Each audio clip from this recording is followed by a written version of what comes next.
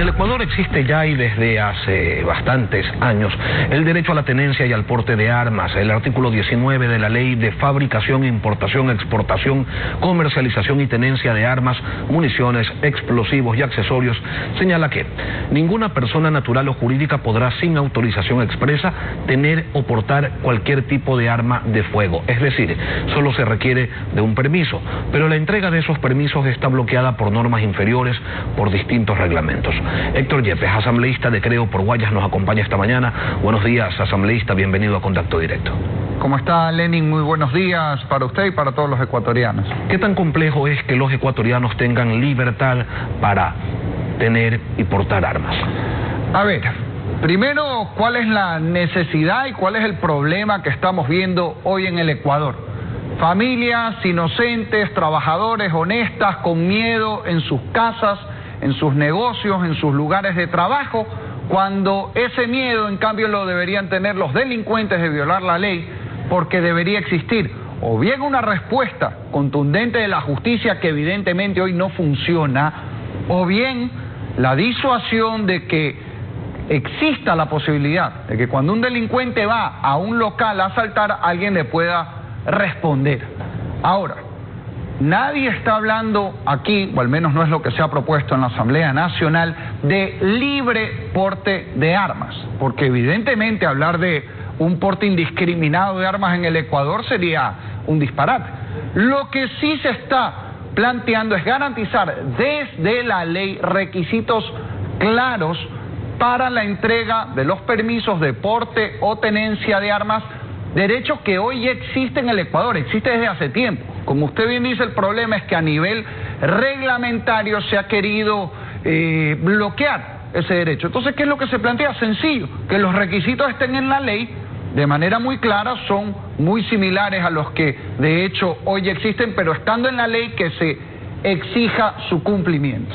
Héctor, pero en el país donde hasta autoridades, hasta asambleístas, se hacen pasar por discapacitados y obtienen permisos para pagar menos impuestos al importar vehículos exonerados, ¿será posible que exista rigidez para la obtención de este permiso de porte de armas? Se lo pregunto porque, por ejemplo, para este carnet de discapacidad hay que pasar exámenes físicos y hasta eso se ha falseado. Sin duda, en este país hay mucha desconfianza y con razón de la institucionalidad, pero yo hago una sencilla reflexión. Los requisitos ya existen hoy. Lo único que se está planteando de diferencia en este proyecto es que lo que está en el reglamento, incluso con mayor claridad, conste en la ley, para que esos controles estén en una ley, no dependan incluso de un simple decreto o normativa del Ejecutivo. Pero esa pregunta que con razón yo entiendo que muchos puedan hacer, habría que hacerla al sistema que ya hoy tenemos. Si eso es lo que está ocurriendo el día de hoy, ya existe el derecho a pedir un permiso para un arma. Lo que estamos buscando es que eso esté en la ley de manera clara, con procedimientos estrictos, pero garantizando también el derecho de la ciudadanía, ojo, y teniendo en cuenta la peculiaridad que existe en el campo. Porque cuando está un pescador en el mar y es atacado por un pirata, no puede llamar a la policía o marcar al 911 para que alguien lo ayude. Lo mismo una familia agricultora, campesina en un recinto rural, o un ganadero que tiene que defenderse porque le están robando el ganado. Entonces también... Pero se supone que ganaderos y camaroneros sí pueden portar armas, pero resulta que en 6 años solo se tramitaron 160 permisos. ¿Por qué? El problema es el se supone. Se dice que es así, pero vaya a hablar con los camaroneros, con los ganaderos, con los agricultores. La queja en la ruralidad de todo el país es que nuestro agricultor está desarmado, nuestro pescador está desarmado, y en cambio los piratas, los que roban ganado, los que los atacan cuando están en la noche en un recinto, en una zona apartada, ellos sí tienen armas, porque aquí lo que ha pasado en el país es que desde el 2019 se ha ido desarmando a la ciudadanía sin cambiar la ley, vía ejecutiva, pero no se ha desarmado a la delincuencia, pues, y ese es el gran problema que tenemos en el país. Los países donde se permite portar libremente armas no han visto reducir los índices delictivos. ¿Qué les hace pensar que aquí sí podría suceder? Nuevamente, aquí no estamos hablando del libre porte de armas. Aquí estamos hablando de un porte regulado por la ley. Y por supuesto, esa regulación también debe ser sobre el tipo de armas. Es una locura pensar que mañana un chico de 15 años tenga una ametralladora en su casa, pues, como vemos lamentablemente en otros países donde yo creo que nadie quiere emular eso. Pero sí debe autorizarse en la ley lo que ya existe hoy en reglamento, que haya la posibilidad de tener un arma pequeña, dependiendo si es para tener en una casa o si es para portar ya en la calle con aún mayor restricción, y también teniendo en cuenta la realidad de nuestra ruralidad. Cuenta la historia, Héctor, que el paramilitarismo empezó así en Colombia, permitiendo que en el campo se armen para defenderse de la delincuencia.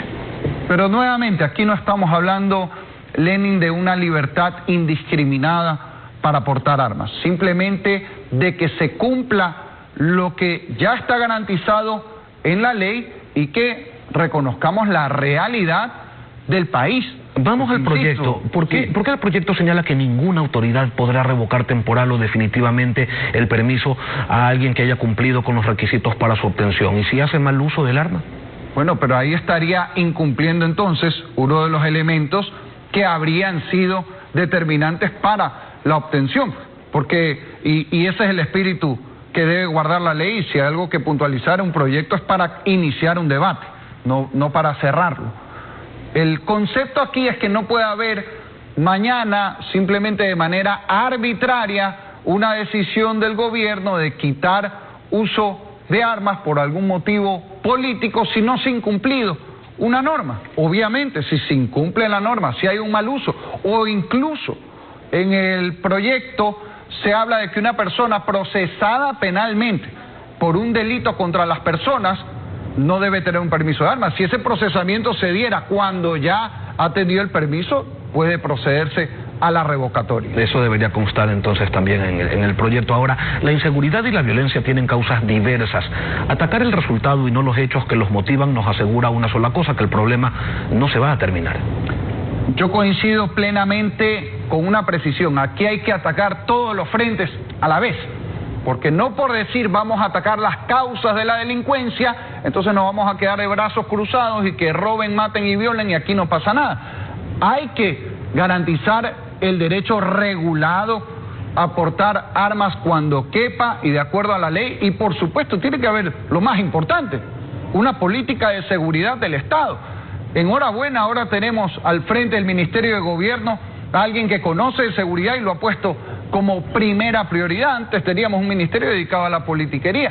Y hay que también atacar las causas sociales, por supuesto, de la delincuencia. De hecho, el día de hoy, a las 10:30 de la mañana, vamos a lanzar una iniciativa de voto familia en el Centro de Convenciones de Guayaquil para llamar a un gran acuerdo por la familia que necesita bajar el costo de la vida, que necesita seguridad y lucha contra las drogas, que necesita educación con acceso a Internet, que necesita protección a la salud y a la vida, y todo eso es importantísimo para a mediano, largo plazo también combatir la inseguridad en el Ecuador. Ahora, este proyecto de ley que se ha presentado, ¿cree usted que va a tener el respaldo de los legisladores por conciencia o se trata más bien de una respuesta populista en tiempos de campaña electoral donde todo vale?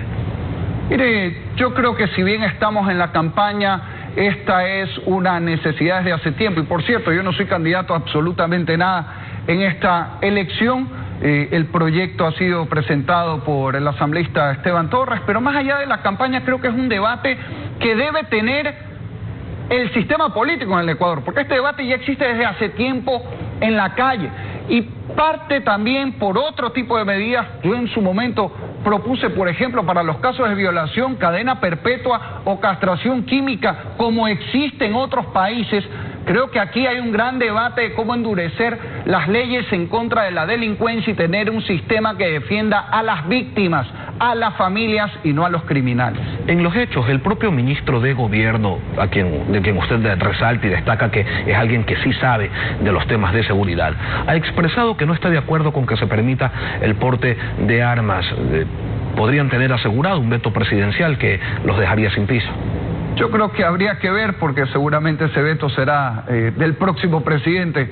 Por los tiempos, esperemos, y esa es la intención hoy de llamar a un gran acuerdo por la familia en el Ecuador, que sea quien sea el próximo presidente, tengamos consenso nacional en medidas para defender a las familias del país, porque este no puede ser un tema partidista o ideológico. Y creo también que a veces se dan comentarios sobre lo que se comenta a su vez de un proyecto, y no lo digo por usted, que estamos revisando el proyecto, pero sí en redes, no por lo que realmente se está planteando, que es una regulación estricta que debe, tras un debate de la Asamblea, recogerse todas las observaciones del caso, y si hay que precisar textos porque se encuentra cualquier redacción que preste a confusión, pues habrá que hacerlo. Para aquí lo importante es garantizar la defensa de la familia, de la ciudadanía, como una de las medidas necesarias para combatir la delincuencia. Las otras, política de seguridad y fortalecer a la familia en lo social, en lo económico. Sin embargo, existe el temor, asambleísta, de que